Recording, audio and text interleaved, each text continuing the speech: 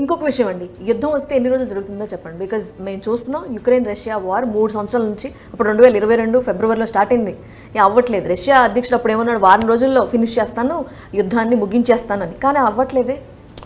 ఇప్పుడు మనకి ఉక్రెయిన్కి రష్యాకి జరిగినటువంటిది ఒక పూర్తి స్థాయి యుద్ధం, ఇజ్రాయెల్కి పాలిస్తాన్కి జరిగింది పూర్తి స్థాయి యుద్ధాలు. కాబట్టి ఆ యుద్ధాలు అనేటువంటివి పూర్తి స్థాయిలో జరిగినప్పటికీ అది నెలల తరబడి కొనసాగుతుంది. అంటే వాళ్ళ యొక్క కంప్లీట్ ఆయుధ సంపత్తిని వాళ్ళు ఒక్కసారిగా వాడేయడం లేదు.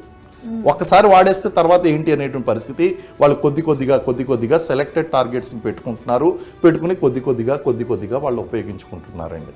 సో ఆ విధంగా కనుక చూస్తే ఇప్పుడు ఇండియా పాకిస్తాన్ మధ్య వచ్చినటువంటి వార్ కూడా మనం చూసినట్లయితే ఇది కూడా క్లోజ్ చేయాలంటే 3 రోజుల్లో 2 రోజుల్లో ఫినిష్ చేసేయచ్చు. కానీ ఏం జరుగుతుంది అంటే ఇది కూడా ఒక్కొక్క స్టెప్ అసలు వార్ అనేటువంటిది డైరెక్ట్ వార్ అనేటువంటి స్టార్ట్ అవ్వదు.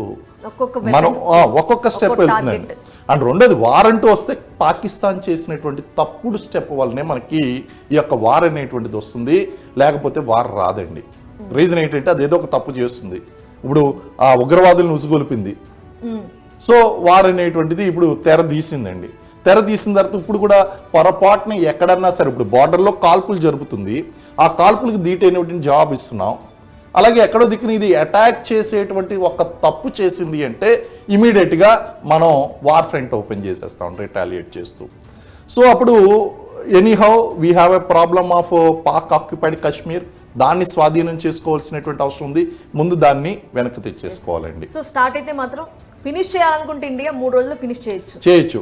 కానీ ఈ వార్ మాత్రం మీరు కార్గిల్ వార్ అన్నో అది వారే కాదు, ఆపరేషన్స్ ముందు మనం ఆపరేషన్స్తో స్టార్ట్ చేస్తామో ఇది మంత్స్ టుగెదర్ నడవచ్చండి. కారణం ఏంటంటే అంతర్జాతీయ ఒత్తిళ్లు పనిచేస్తూ ఉంటాయి మన మీద.